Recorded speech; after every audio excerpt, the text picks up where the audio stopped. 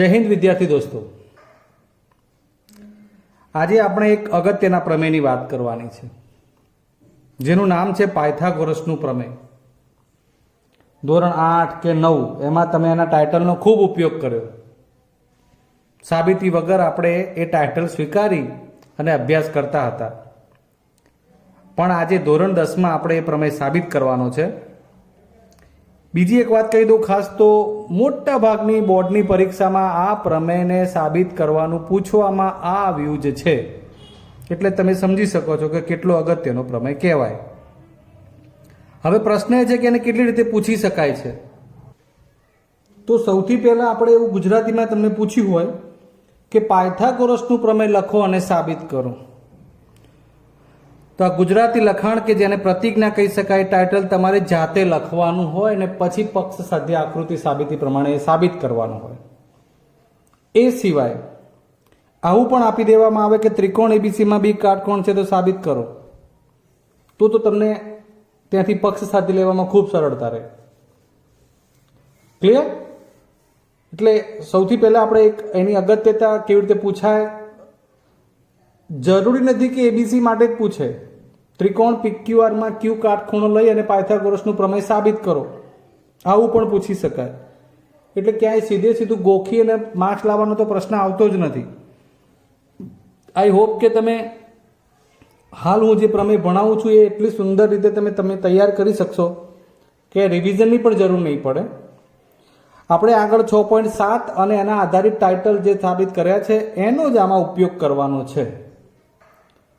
શરૂઆત કરીએ તો આપણને જે કહ્યું છે એ પ્રમાણે કાટકોણ ત્રિકોણમાં એનું ટાઇટલ છે આ કાટકોણ ત્રિકોણમાં કર્ણનો વર્ગ। એટલે સૌથી પહેલા આપણે કાટકોણ ત્રિકોણ નક્કી કરવો પડે કે ત્રિકોણ એબીસીમાં બી કાટખૂણો છે। એ કર્ણનો વર્ગ એનું પરિણામ શું બને, તો કે કર્ણનો વર્ગ એટલે આપણે એને સાધ્યમાં જવા દઈએ। ચલો, કર્ણ એટલે એસી, એ શું થાય, બાકીની બે બાજુ કઈ કઈ, એબી અને બીસી, એ સિવાયની બાકીની કહેવી પડે, કર્ણ તમે એસી કહો ત્યારે। એટલે આ એબી અને આ બીસી બાજુઓના વર્ગો ના સરવાળા જેટલો થાય એટલે કે બરાબર થાય। કાટકોણ ત્રિકોણમાં કર્ણનો વર્ગ બાકીની બે બાજુના વર્ગોના સરવાળા જેટલો થાય। આ ગુજરાતી ઉપરથી આપણે એનું સાંકેતિક લખાણ લખી નાખ્યું એબીસી પ્રમાણે। હવે આપણે એને અત્યારે થોડા ટાઈમ માટે ગુડ બાય કરી અને આકૃતિ ઉપર ફોકસ કરીએ, આગળ વધીએ। સાબિતી, અહીં આપણે બીડી લંબ એસી લઈએ, જ્યાં ડી એ એસી પરનું બિંદુ છે, એનું સ્થાન આપવું પડે। હવે યાદ કરીએ પ્રમેય 6.7 બે સમરૂપ ત્રિકોણો માટે મૂળ ત્રિકોણ જોડે અને બંને પરસ્પર પણ સમરૂપ। મેં તમને શીખવાડ્યું હતું કે એકવાર અંદર જવાનું એ ડી બી, પછી બહાર આવવાનું બી ડી સી, તો એ સંગતતા લઈ શકાય। આખા ત્રિકોણ એબીસી સાથે પણ સમરૂપ બતાવી શકાય। આપણે અત્યારે લઈએ ત્રિકોણ એ ડી બી સમરૂપ મૂળ ત્રિકોણ લઈએ એ બી સી, એમાંથી આપણે એક ગુણોત્તર બનાવવાનો છે એ બી નો। તો એ બી સ્ક્વેર બનાવવું છે, જે આપણે ગુણોત્તર મધ્યકની વાત કરી હતી, તો મારે પહેલા અહીંયા એ બી ઉપર રાખવું પડે પહેલું ત્રીજું, તો અહીં પહેલું ત્રીજું એસી આવે બરાબર। એ બી સ્ક્વેર બનાવવા માટે અહીં મારે બંને જગ્યાએ એસી એ બી રાખવું પડે, તો આ એ બી અને આ જે પદ આવે એ ક્યાંથી આવે, અહીંથી, તો પહેલું બીજું છે, એનો મતલબ કે પહેલું બીજું એડી। આ કેવી રીતે લાવવું ગોખવાની જરૂર ના પડે એની ચર્ચા કરું છું। તો હવે થઈ જશે આમાંથી એબી ગુણ્યા એબી, એબી સ્ક્વેર બરાબર એસી ગુણ્યા એડી। આ પરિણામ નંબર આપણું 1। તે જ પ્રમાણે આ ત્રિકોણ લઈ લઈએ બીડીસી, સમરૂપ મૂળ ત્રિકોણ એબીસી સ્વાભાવિક છે કે BDC માંથી BC સ્ક્વેર જ બનાવવાનું છે, તો એ BC સ્ક્વેર માટે મહેનત કરીએ તો અહીંથી મારે પહેલા લેવું પડે BC ઉપર અને એક BC અહીંયા નીચે આવવું જોઈએ. ચલો તમને હવે એકદમ કમ્પ્લીટ સમજણ પાડી દઉં. તો બંને જગ્યાએ BC લાવવાનું હોય તો આ ઉપરથી BC અહીંથી પહેલું ત્રીજું હોય તો અહીં પહેલું ત્રીજું AC. હવે આ BC અહીંથી હોય બીજું ત્રીજું તો એ બીજું ત્રીજું CD અથવા DC થઈ ગયું. માટે BC સ્ક્વેર બરાબર આ બંને ગુણાય AC ગુણ્યા CD. ચાલો મુખ્ય બે પરિણામો આપણે સાબિત કરી લીધા. હવે આ બંને પરિણામોનો સરવાળો લેવાનો છે. કેમ એ તમને એ પણ જણાવતો જઉં જોડે જોડે આપણે જે સાબિત કરવાનું છે તે પરિણામ જુઓ બરોબર સાધ્ય, જેમાં તમને AB સ્ક્વેર અને BC સ્ક્વેરની વાત કરેલી છે એટલે આપણે આ AB સ્ક્વેર અને BC સ્ક્વેર મેળવ્યું. એટલે હવે પરિણામ 1 અને 2 નો સરવાળો કરતા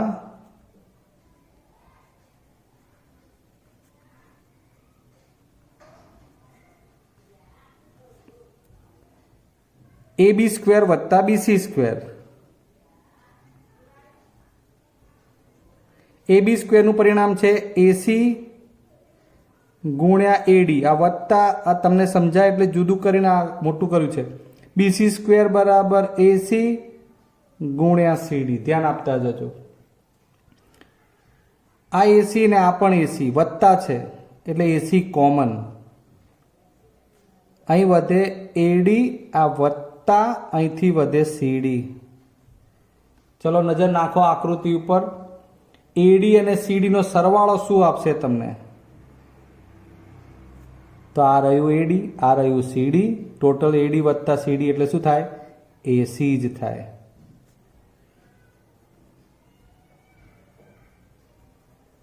ક્લિયર? અને માટે આ બની ગયું AC સ્ક્વેર.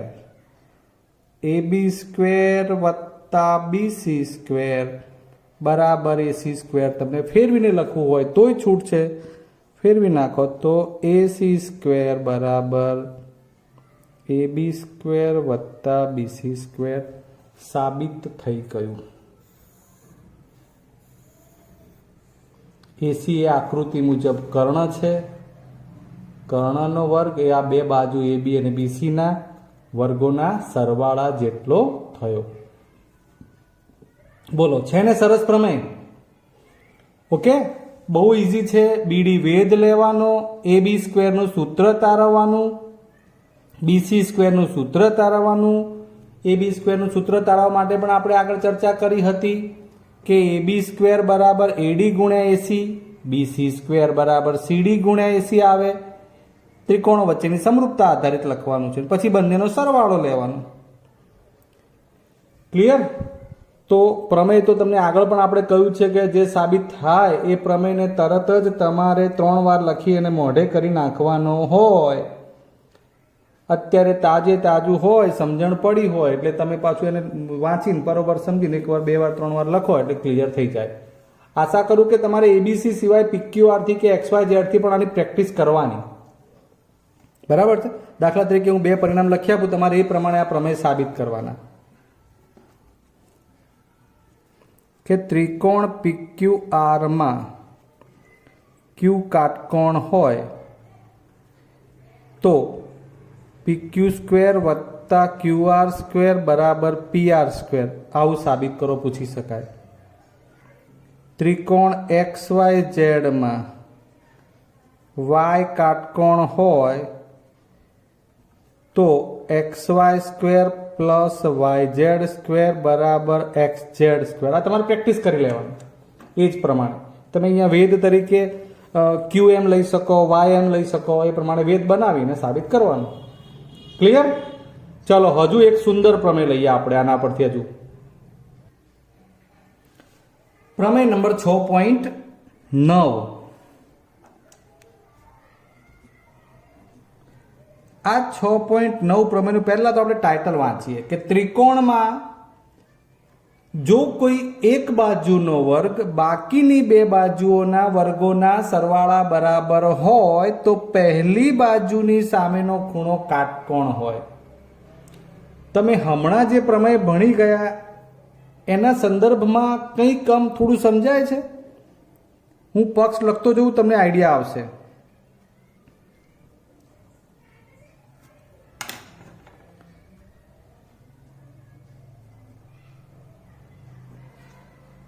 કોઈ એક બાજુનો વર્ગ એટલે માનો આપણે AB બાકીની બે બાજુના વર્ગોના સરવાળા બરાબર હોય તો આપણે એ બાજુ લઈએ છીએ, સોરી અત્યારે AC, કે AC સ્ક્વેર, અને એ પણ લખવું પડશે ને કે ત્રિકોણ ABC માં, ચાલો AC સ્ક્વેર, આ ત્રિકોણમાં એક બાજુનો વર્ગ એટલે આપણે AC લીધી, બાકીની બે બાજુના વર્ગોના સરવાળા એટલે AB અને BC વધી. જો એ AB સ્ક્વેર અને BC સ્ક્વેરના વર્ગોના સરવાળા જેટલું થતું હોય તો ત્યાંથી સાધ્ય થઈ જાય. તો શું? તો પહેલી બાજુની સામેનો ખૂણો કાટખૂણો હોય, અર્થાત આ રહી આપણી આ પહેલી બાજુ AC, એની સામેનો ખૂણો B એ કાટખૂણો હોય તેવું સાબિત કરવાનું છે.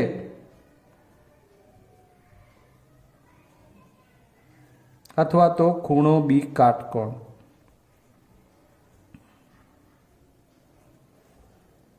ફોર યોર કાઇન્ડ ઇન્ફોર્મેશન, આપણે અહીં આ કાટખૂણો માત્ર તમને દર્શાવવા માટે બતાવ્યો હતો. તમારે પરીક્ષામાં અહીંયા કાટખૂણો બનાવવાનો નહીં. જો મેં બહુ જ કમ્પ્લીટ કામ કરીને બતાવ્યું તમને, કારણ એ તો સાબિત કરવાનું છે. ઓકે, એટલા માટે આ તમને સમજાવ્યું. તો આ પ્રમેય થયો કેવો? આગળ જે પ્રમેય હતો એમાં તો આવું કંઈક હતું, પણ પક્ષ સાધ્ય બદલાઈ ગયું. જુઓ, સમજાય છે? આગળના પ્રમેયમાં શું હતું? ત્રિકોણમાં ખૂણો કાટખૂણો હતો તો કર્ણનો વર્ગ બાકીની બે બાજુના વર્ગોના સરવાળા જેટલો બન્યો હતો. જ્યારે અહીં બે બાજુના વર્ગોનો સરવાળો એ કોઈ એક બાજુના વર્ગ બરાબર થાય છે, માટે એ બાજુની સામેનો ખૂણો કાટખૂણો થાય છે. અર્થાત એનાથી ઉલટું પ્રતીપ થયું, અને માટે એને આપણે પાયથાગોરસનું પ્રતીપ પ્રમેય કહી શકીએ. આ કયું પ્રમેય ટાઇટલ થશે? પાયથાગોરસનું પ્રતિપ્રમેય. તમને એવું પૂછવામાં આવે કે પાયથાગોરસનું પ્રમેય લખો અને તેનું પ્રતિપ્રમેય સાબિત કરો. સમજજો મિત્રો, ખાસ બહુ બધાએ ભૂલો કરી છે અત્યાર સુધી. પાયથાગોરસનું પ્રમેય લખો અને તેનું પ્રતિપ્રમેય સાબિત કરો. તો તમારે માત્ર પાયથાગોરસના પ્રમેયનું ટાઇટલ જ લખવાનું, પછી આ ટાઇટલ લખી અને આ પ્રમેય જે સાબિત કરીએ એ પ્રમાણે સાબિત કરવાનું. એવું પણ પૂછાતું જ આવ્યું છે. એટલે ઘણી વાર પાયથાગોરસ તમને તો મગજમાં હોય એટલે તમે જોઈ નાખ્યું હોય, પાયથાગોરસ લખી નાખીએ. અરે ભાઈ, તમને આવડતું હતું છતાંય તમે એક સમજણના કારણે ભૂલ કરી છે.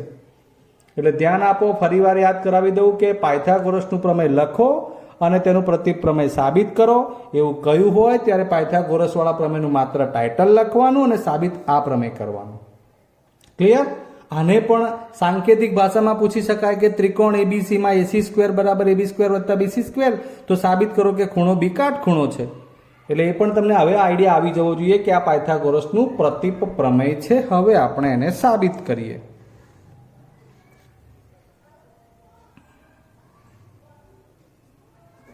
પ્રમેય એટલે તર્કસંગત દલીલોથી સાબિત કરવાનું હોય, એટલે આપણે પોતાની બુદ્ધિથી કંઈક વિચારવાનું હોય. સૌથી પહેલા આપણે આ આકૃતિ મુજબ વાત કરીએ તો ત્રિકોણ PQR રચો, જ્યાં Q કાટકોણ છે. આને સાબિત કરવા માટે આપણે કંઈક તો વિચારવું પડે. તથા હવે કેટલી બાબતો જુઓ તો PQ અને AB સમાન થાય, QR અને BC સમાન થાય, એવી રીતે આ બનાવવાનું છે. જ્યાં PQ બરાબર AB અને QR બરાબર BC હોય, QR બરાબર બીસી હોય. એટલે આ બે સમાન અને આ બે બાજુ સમાન. એવી રીતે આપણે ક્યુ કાટખૂણો લઈ અહીંયા નિશાની કરવાની અને આ ત્રિકોણ બનાવ્યો. તો હવે આપણે એ તો લખી શકીએ ને કે ત્રિકોણ PQRમાં શું મળે? તો કે આપણને ખબર છે કે ક્યુ કાટખૂણો છે. તો પછી આમાં આપણે પાયથાગોરસનો પ્રમેય વાપરવો હોય તો વાપરી શકાય. તો આ કર્ણ PR, તો PR² બરાબર એક બાજુ કઈ આવે PQ² વત્તા બીજી કઈ આવે QR²,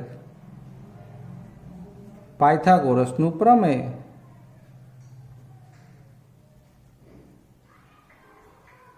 બરાબર. હવે આને કાટકોણ ત્રિકોણ બનાવી દીધો. ક્યુ કાટકોણ લઈ PR² માટે સૂત્ર લખ્યું. હવે આપણે જે માપ લીધા હતા તે PQ બરાબર AB, તો અહીં PQ ની જગ્યાએ આપણે શું મૂકી શકીએ? AB². QR ની જગ્યાએ BC². હવે આપણે આ AB² વત્તા BC² માટે વિચારો તો પક્ષમાં નજર નાખો. AB² વત્તા BC² બરાબર શું આપ્યું છે?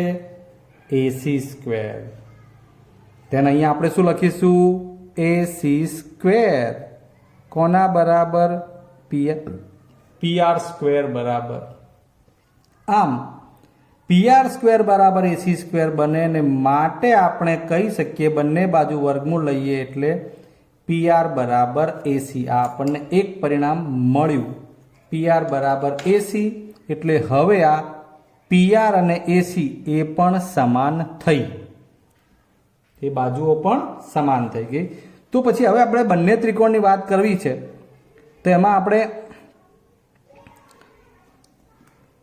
PR બરાબર AC લાવી દીધા પછી ત્રિકોણ ABC અને ત્રિકોણ PQRમાં જોઈએ. એના માટે કેટલું જાણીએ છીએ? તો હવે તો આપણને ખબર છે કે PQ બરાબર AB છે.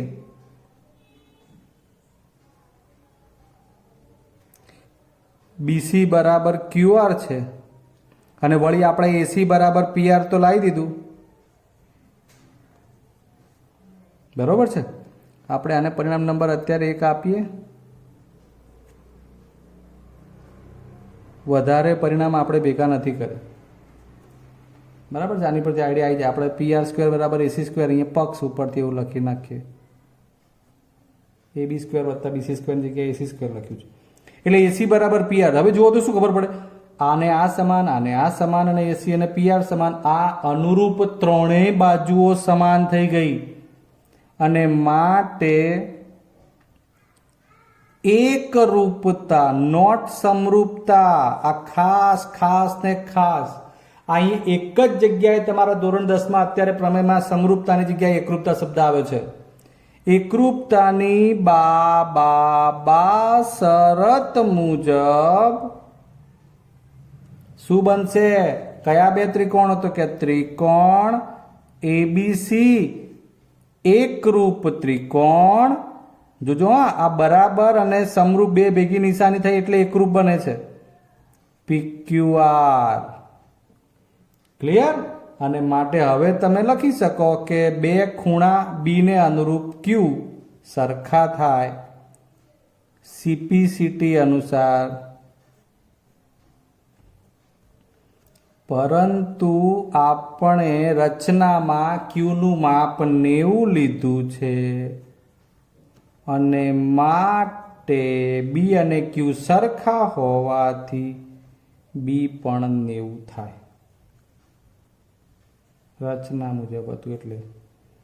આમ આપણું આ ટાઇટલ કે જે આપણે સાબિત કરવાનું હતું સાધ્ય તરીકે કે B બરાબર 90°, જે આપણે અહીં સાબિત કરી લીધું. ક્લિયર મિત્રો? તો આજના આપણા આ બે પ્રમેય જેમાંથી કોઈ એક અવારનવાર પૂછાતો હોય છે પરીક્ષામાં બોર્ડની, એટલે તમારે આશા કરું કે સરસ મજાની તૈયારી તેની સાથે એની કરવી જ પડે છે અને કરવાની પણ છે અને કરશો એ પણ મને ખબર છે. તો હવે પછી આપણે આ પ્રમેયના અનુસંધાનમાં જે કોઈ બી દાખલા આવતા હશે એ આપણે સ્વાધ્યાયના દાખલા જોઈ લઈશું. ખાસ તો કાટકોણ ત્રિકોણ આધારિત જેટલા પણ ટાઇટલ તમે ભણ્યા છો એ બધા જ આ પ્રકરણના અનુસંધાનમાં પૂછી શકાય. પ્રમેય વધારે પૂછાતો હોય તો સ્વાભાવિક છે કે દાખલો મોટો ઓછો પૂછાય, તો નાની નાની બાબતો એક ગુણમાં વધારે પૂછી શકાતી હોય છે. એટલે એ પ્રમાણે તમે એને ધ્યાનમાં લઈ અને ટાઇટલ બધા યાદ રાખશો તો તમને ટૂંકી બાબતો ઝડપથી આવડશે. ચલો હવે આપણે રજા લઈએ, ફરી મળીશું. જય હિન્દ.